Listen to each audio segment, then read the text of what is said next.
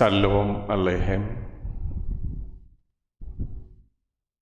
Salam damai sejahtera bagi kita semua. Senantiasa Tuhan berikan berkatnya, rahmatnya kepada kita yang mengasihi Dia, ya.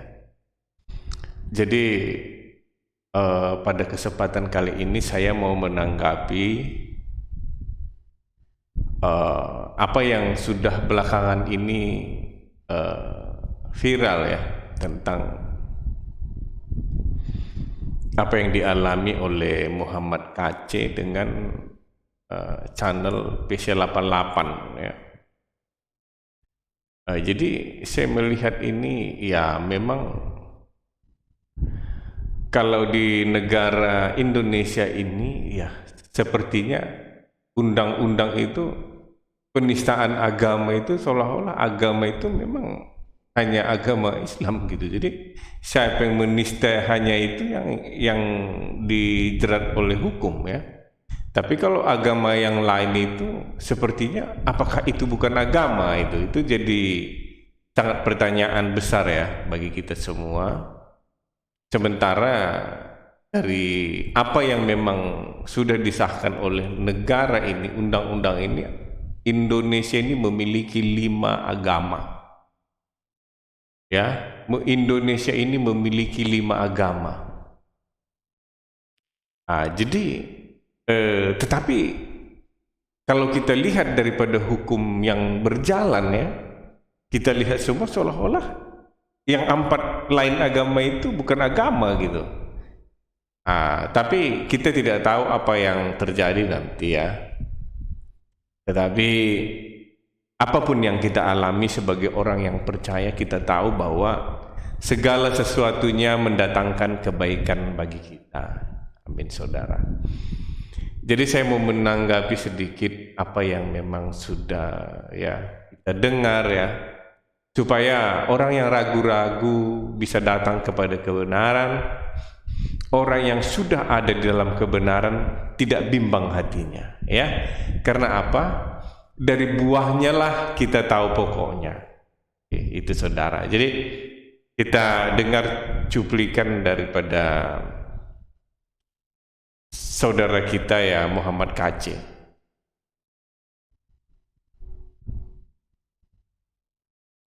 Warahmatullahi wabarakatuh. Perkenalkan, nama saya Muhammad KC. Dulu seorang Islam, sekarang jadi Muslim.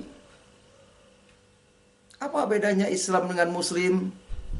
Tentu beda. Ini, saudara.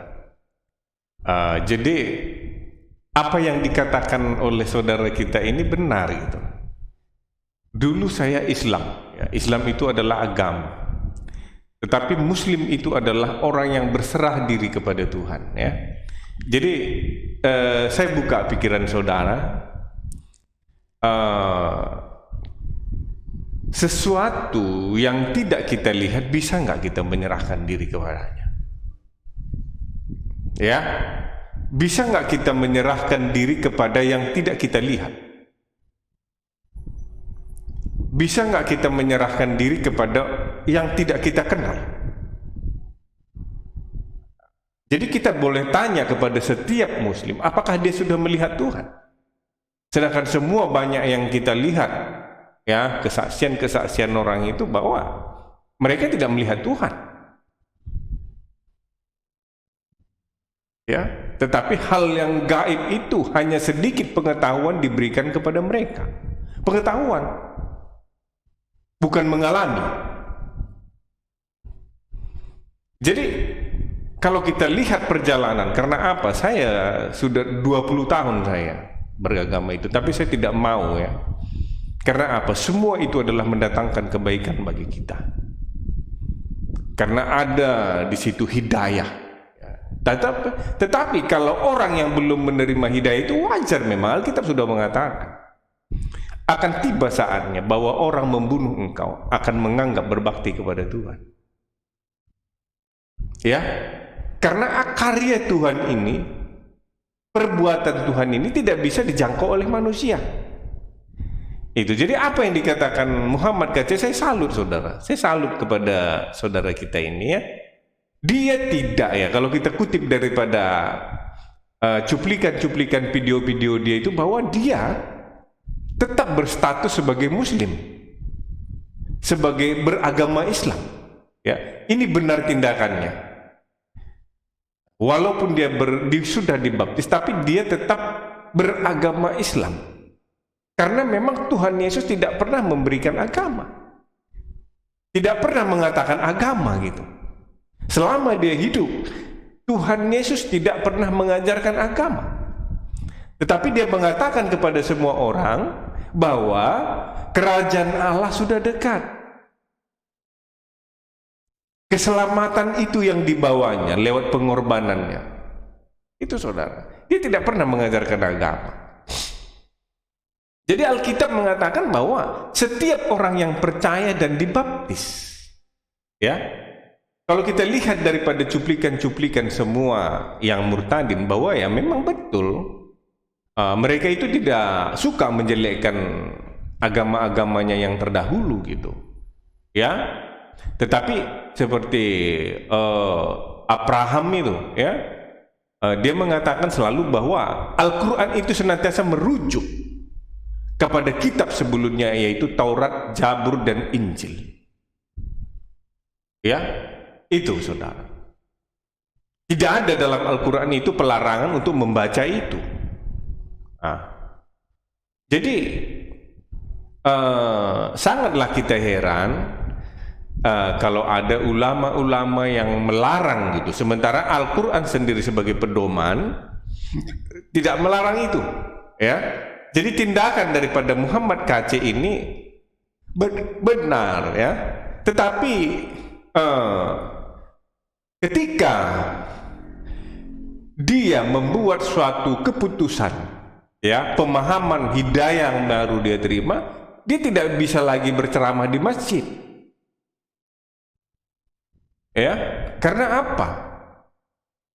Semua yang sudah diajarkan itu, ya, di masjid, di dalam pesantren, seperti ungkapan daripada Muhammad KC ini, bahwa mereka semua melakukan ritual ibadah itu secara apa yang dipertunjukkan, apa yang dikatakan di dalam kitab kuning. Ya, kalau kita kutip nanti semua di dalam Al-Quran, tidak ada seperti itu. Ya, macam 5 rukun Islam itu tidak ada gitu. Jadi semua adalah ajaran manusia. Jadi benar yang dikatakan. Tetapi ketika kita menyatakan kebenaran itu, orang tidak menerima. Karena apa? Sudah nyaman dengan ritual-ritual yang sudah kita anggap itu benar dan baik. Itu. Jadi ketika ada sesuatu pemahaman yang baru, orang yang sungguh-sungguh datang kepada Tuhan, ketika dia menyerahkan diri, dia mengenal Tuhan, kita menganggap ini asing gitu. Ini yang dialami oleh saudara kita ini ya. Kita lanjut sedikit lagi yang cuplikan yang ini, saudara. Dalam video ini saya ingin mengucapkan selamat atas dilantiknya Bapak Presiden Joko Widodo dan wakilnya Bapak Kiai Haji Ma'ruf Amin dalam menggunakan pedoman kitab kuning, yaitu ini kitab fikih. Menggunakan pedoman kitab kuning, yaitu kitab fikih. Yang disebut kitab Sapina, kitab kuning, kitab gundul.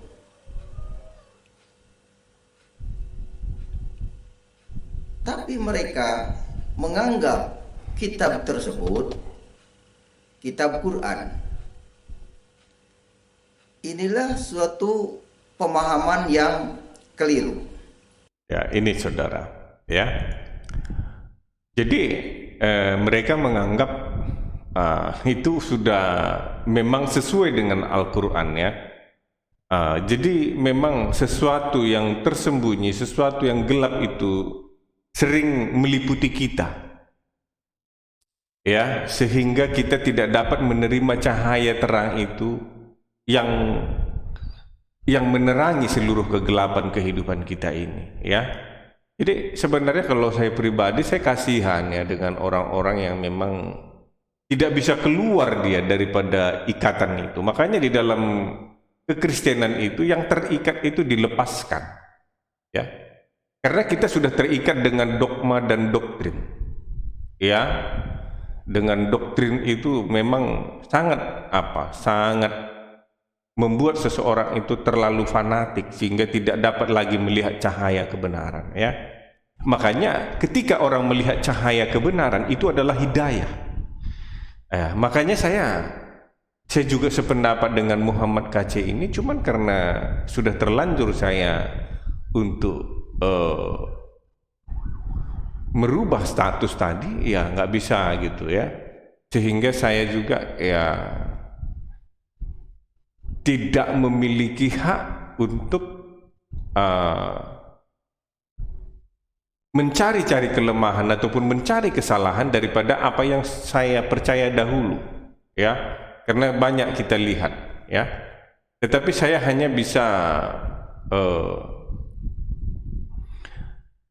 memberikan penjelasan, mengutip dari sana supaya memang bisa mengarah kepada kebenaran itu saudara, ya. Karena apa? Undang-undang ITE itu ya mengikat kita, sehingga benar apa yang dilakukan oleh Muhammad KC, dia tidak merubah status, sehingga dia memiliki hak tentang apa yang didapat dia di dalam Al-Quran dan apa yang didapatnya di dalam hadis dan juga semua kitab-kitab yang lain, ya. Sehingga dia berhak untuk mengungkapkan dengan apa yang sudah diterimanya, kecuali apa yang dipaparkannya itu adalah kepalsuan ataupun penyesatan yang mungkin, ya. Tetapi apa yang disampaikan, apa yang diutarakannya memang itu benar. Jadi sebenarnya kita nggak bisa dibilang penista gitu, nggak bisa. Tetapi ketika kita berubah status, maka kita tidak akan bisa memiliki hak lagi seperti itu, ya.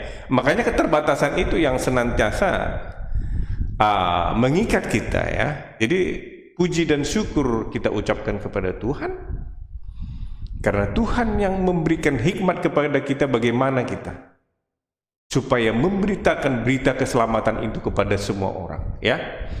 Kita yang sudah menerima kuasa Tuhan, hadirat Tuhan, ya, roh yang daripada Tuhan, kita akan mengerti kebenaran, ya. Karena apa? Tuhan Yesus berkata, aku berbicara tentang hal-hal lahiriah pun engkau tidak mengerti, apalagi aku berbicara tentang hal-hal surgawi, ya, hal-hal roh, ya pasti nggak mengerti. Semua kita lakukan dengan logika, itu saudara. Makanya Tuhan Yesus berkata bahwa sesungguhnya apabila engkau tidak menjadikan dirimu seperti anak kecil ini, engkau tidak akan pernah bisa masuk dalam kerajaan Allah. Melihat Allah engkau nggak bisa. Semua dengan pengetahuan. Makanya semua kita lihat apologet yang menolak kebenaran, dia tidak akan bisa berjumpa, saudara. Sedangkan dia membuka hati pun sulit. Karena apa? Allah itu kudus, ya. Makanya di dalam Amos, Amos mungkin itu kitab Amos, bahwa 2 hari manusia itu mati, pada hari ketiga dia bangkit. Jadi kalau pandangan saya mengenai ini, bahwa kalau kita tidak menguduskan diri kita, kita khususkan diri kita untuk masuk dalam hadirat Tuhan, untuk percaya, mati kita secara kedagingan, kita tidak akan bisa melihat kebenaran itu. Apalagi motivasi kita untuk melawan kebenaran dengan membaca Alkitab, kita menghafal Alkitab, tetapi kita tidak percaya, tidak akan mungkin.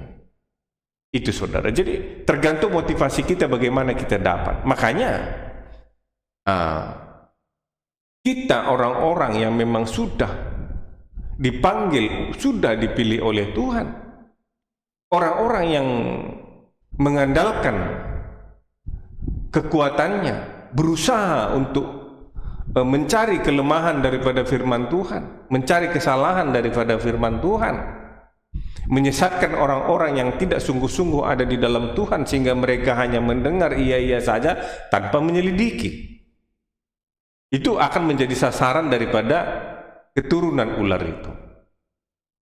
Tetapi orang yang sudah dipilih oleh Tuhan, ya, aku mendirikan jemaatku di atas batu karang ini dan alam maut tidak menguasainya.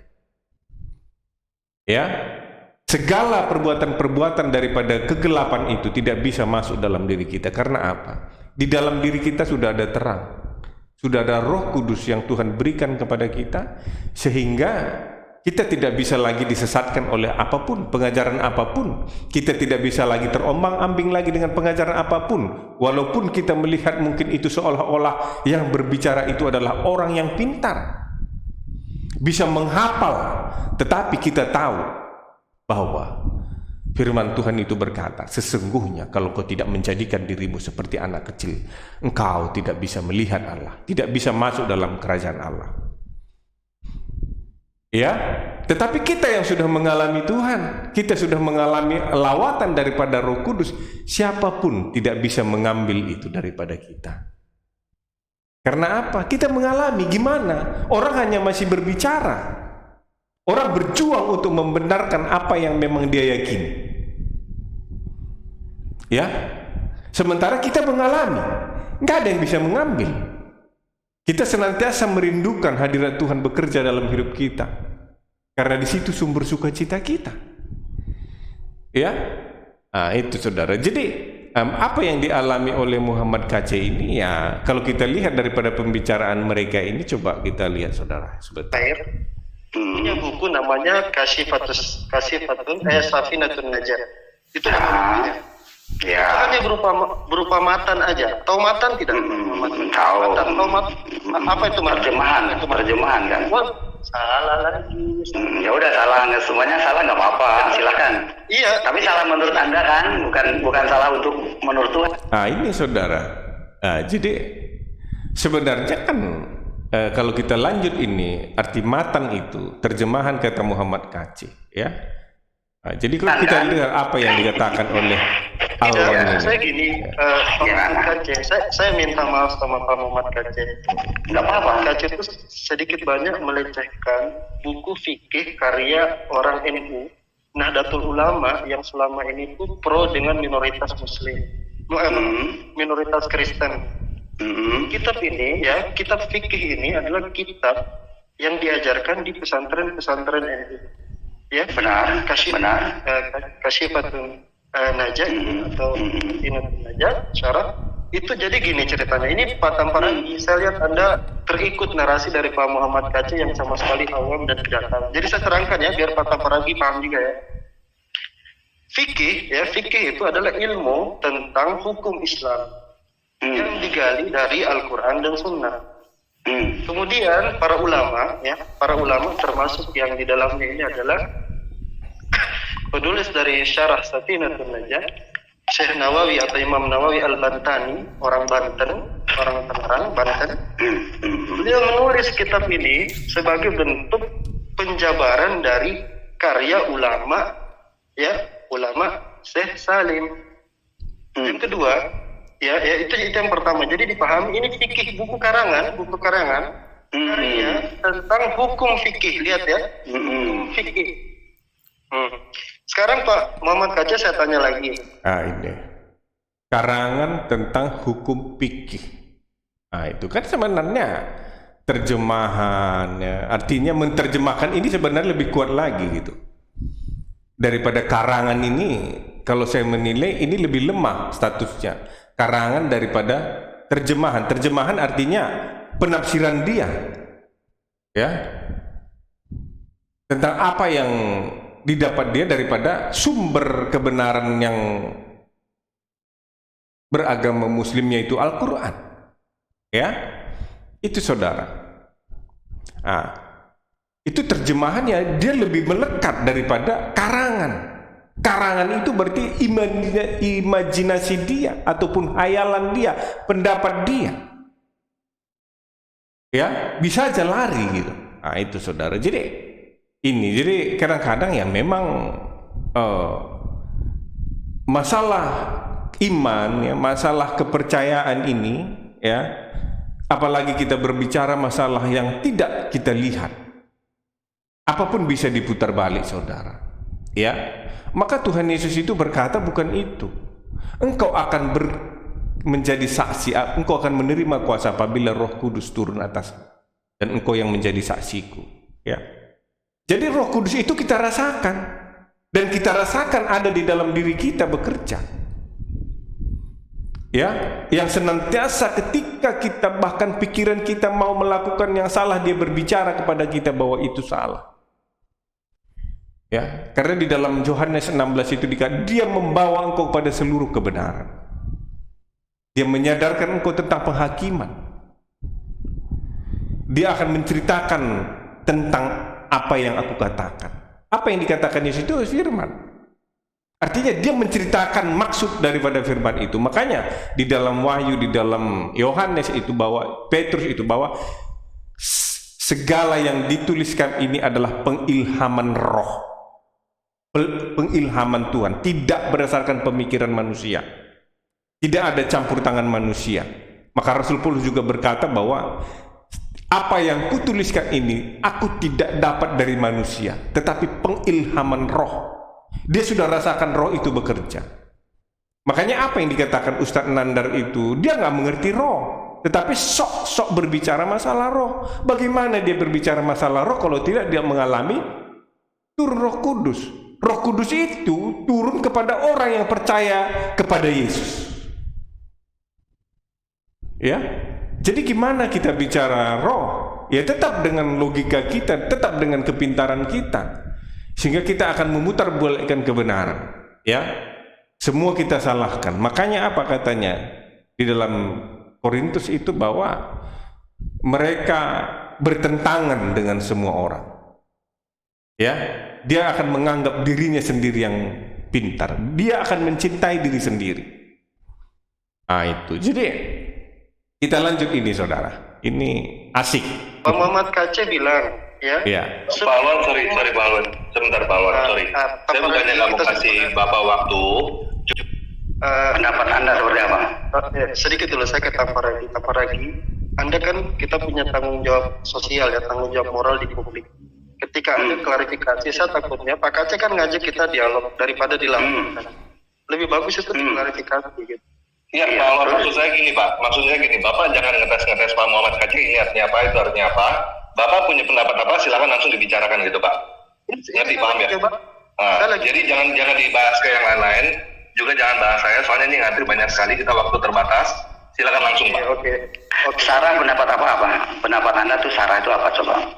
Syarah itu dalam bahasa Arab syaraha yashrahu sarhan, artinya penjabaran. Kitab Kasyifatun Safinatun Najah itu tipis, kecil aja gitu. Dijabarkan oleh Imam Nawawi Al-Bandani dengan tebal seperti yang punya buku punya bapak itu jadi tebal gara-gara disyarah, dijelaskan. Sarah itu penjelasan itu ya. Ya, penjelasan dari Safinatun Najah atau bahtera keselamatan kalau diterjemahkan itu. Jadi ada yang kedua, Bapak bilang juga dia lebih sakral dari Al-Quran. Masya Allah, ini tidak bisa Bapak bicara bohong seperti itu. Ya ini, tetapi ternyata memang ya kita lihat semua ya, termasuk saya juga dulu ya mengikuti apa yang memang diajarkan oleh kitab kuning ini. Jadi itu kan sesuatu kenyataan yang kita lihat sendiri gitu, ya. Itu yang lebih sakral yang kita lakukan sebagai umat Islam itu saudara ya. Jadi itulah yang memang perlu kita terangkan ya. Di dalam Galatia itu juga ya dikatakan bahwa ya mereka seperti Yerusalem yang sekarang ini hidup dalam perhambaan. Tetapi di dalam Korintus itu Rasul Paulus juga menegaskan bahwa ya, tetapi ketika engkau diberikan kesempatan untuk dimerdekakan, terimalah itu. Ya. Karena apa? Tuhan Yesus sudah menunjukkan kepada murid-muridnya, kepada kita bahwa tidak ada seorang pun yang dapat mengerti kitab suci kalau dia tidak menyingkapkan itu, kalau tidak membuka itu, sehingga tertutup bagi mereka. Jadi Itu. Jadi tugas kita orang yang percaya mendoakan saudara kita ini karena kita memang mengasihi dia, saudara. Itulah tugas kita. Kenapa tidak semua langsung datang? Karena apa? Ya, Tuhan berikan kepada kita. Itulah artinya wilayah pengembalaan. Bagaimana kita terbebannya atas jiwa-jiwa ya yang kita lihat itu menuju semua kepada maut, yang tidak bisa membedakan tangan kanan dan tangan kiri. Bagaimana terbebannya? Ya, sebenarnya saya, saudara, untuk membuka YouTube ini, apalagi mengkanter-kanter gitu, kehilangan damai sejahtera itu pernah saya, udahlah nggak usah lah ini. Itu saudara. Kehilangan damai sejahtera itu, kehilangan, saya merasakan pengurapan itu, hubungan saya sama Tuhan itu agak jauh gitu. Ketika saya mengkanter-kanter ini, ya. Tetapi karena tanggung jawab, ya, tanggung jawab yang Tuhan berikan ketika Dia berikan Roh, ketika Dia berikan pengajaran kepada kita, kita alami bagaimana kebenaran itu. Sehingga kita wajib untuk menyampaikan kepada orang, tapi bukan dengan kebencian, saudara. Ya, bahkan kalau kasih itu namanya kita berkorban, bahkan mati sudah diberikan Yesus contoh dan teladan kepada kita untuk menyatakan kebenaran. Dia harus mati sebagai korban. Demikian juga kita menjadi teladan itu. Itulah kita makan roti, artinya daging, kita minum darah, itu artinya kehidupan Yesus itu menjadi kehidupan kita. Maka setiap orang yang datang kepada Yesus, beribadah kepada Yesus, menderita aniaya. Karena apa? Supaya orang melihat iman kita, bahwa apapun tantangan kita, dunia tidak bisa lakukan. Dunia akan mencari selalu mana yang banyak. Ya, tetapi orang yang sudah diberikan Roh, dia akan berdiri teguh walaupun dia tinggal sendiri seperti Elia. Hanya aku sendiri lagi nabimu, semua nabi-nabi Baal. Tetapi karena dia memiliki Roh Allah, dia tidak akan undur daripada iman dia. Itu yang menunjukkan kepada semua orang bahwa kita memiliki iman yang benar. Akhirnya Tuhan akan bekerja atas orang-orang yang sungguh-sungguh untuk mempertahankan iman, saudara. Maka jangan pernah lari daripada kebenaran, ya. Walaupun banyak orang yang tidak mengenal, tapi berbelas kasihanlah kepada orang yang memfitnah engkau. Berkati orang yang memfitnah engkau, karena mereka tidak disingkapkan. Mereka berjalan dengan logika, mereka berjalan dengan kepintaran. Sementara kita berjalan dengan Roh. Kita yang harus mengalah, karena dunia sendiri berkata, ya, bahwa orang gila itu tidak akan pernah menyadari dia gila. Ya, mengalah yang waras. Jadi itu, karena apa? Kita sebagai orang yang percaya mati tidak takut. Kalau kita baca di dalam Wahyu itu, mereka adalah imam-imam Allah yang sudah dipenggal kepalanya. Ya. Mereka adalah orang yang sudah mencuci jubahnya dengan darah anak domba itu. Jadi apa? Kepastian ketika kita mengalami itu, bahkan ya, di dunia ini hanya sementara, saudara, ya. Hanya sementara, tidak ada yang bisa kekal di dunia ini. Itu. Tetapi kita semua percaya, ya, Muslim percaya, Kristen percaya bahwa ada kehidupan yang kekal. Mana saudara pilih? Menderita kita di dunia ini untuk menyampaikan kebenaran, walaupun mereka yang menganggap kepercayaan mereka benar, tetapi kita mengalami Tuhan, sehingga tidak ada satupun akan mengambil kebenaran yang kita miliki ini dari hidup kita. Walaupun kita menderita, kita akan selalu memberitakan kebenaran Tuhan kepada semua orang. Itu saudara yang bisa saya tanggapi dalam kesempatan kita kali ini, ya, bahwa apa yang memang ditudingkan oleh saudara kita, jangan kita ambil negatifnya, tapi kita ambil positifnya untuk kita lebih lagi belajar, ya. Kita mengutip seperti apa yang dikatakannya, bahwa Al-Quran itu tidak ada kontradiksi, tetapi sebenarnya kita lihat banyak pemahaman-pemahaman yang berkontradiksi daripada kalangan mereka sendiri. Ya, itu menunjukkan itu kontradiksi. Alkitab tidak pernah Tuhan Yesus mengatakan bahwa di dalam Alkitab tidak ada kontradiksi. Karena apa?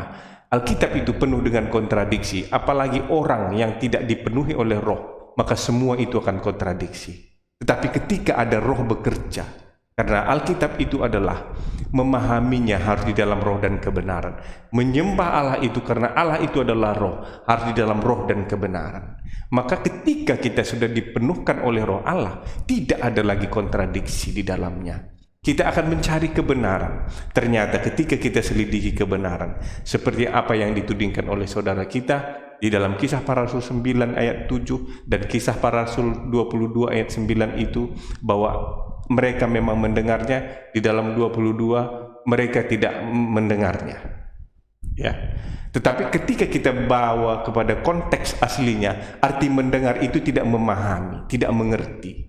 Ya, di dalam banyak terjemahan, kalau saudara nanti upload di dalam Sabda 5 itu, banyak terjemahan di dalamnya, bahkan di dalam bahasa Indonesia ada dikatakan bahwa bukan masalah mendengar, tapi mereka tidak mengertinya.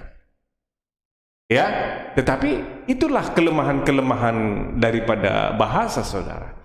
Nah, tapi kalau kita yang mencari kebenaran, kita akan menemukan kebenaran. Tapi kalau kita mencari kesalahan, maka kita akan menemukan kesalahan. Tergantung saudara, apakah saudara mau mencari kebenaran dan mau datang kebenaran. Terimalah Yesus sebagai Tuhan dan Juru Selamat dalam kehidupanmu. Dia real, akan bekerja dalam hidupmu, akan memberikan kasih itu kepadamu, supaya kasih itu melekat di dalam dirimu. Engkau akan transfer kepada semua orang. Tidak ada kebencian lagi di dalam dirimu, tapi kasih itu akan tercurah. Terima kasih, shalom, Tuhan Yesus memberkati.